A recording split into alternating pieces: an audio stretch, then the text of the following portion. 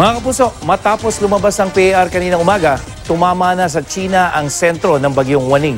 Huli itong namataan sa layong 890 kilometers dyan sa may Hilagang Kanluran o northwest ng Basco, Batanes. Mga kapuso, wala nang epekto sa bansa ang bagyong Waning. Nananatili naman sa labas ng PAR ang Typhoon Noru na namataan naman sa layong 1,885 kilometers sa may silangan, Hilagang Silangan ng Basco, Batanes. Sa wind map ng Metro Weather, halos walang tsansang pumasok ng PAR itong Typhoon Noru, pero bahagyan itong pinalalakas ang hanging habagat kaya may mga pagulan pa rin sa kanlurang bahagi ng Luzon at ilang bahagi ng Visayas.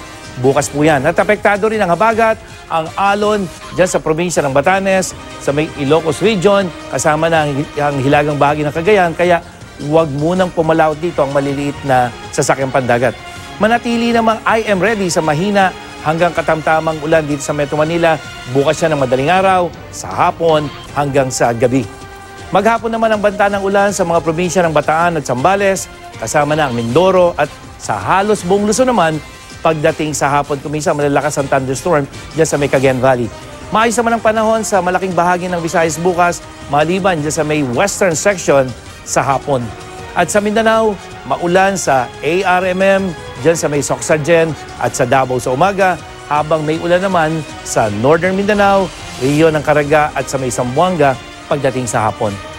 Yan ang latest mula sa GMA Weather. Ako po si Nathaniel Cruz. Magplano para sigurado. I am ready.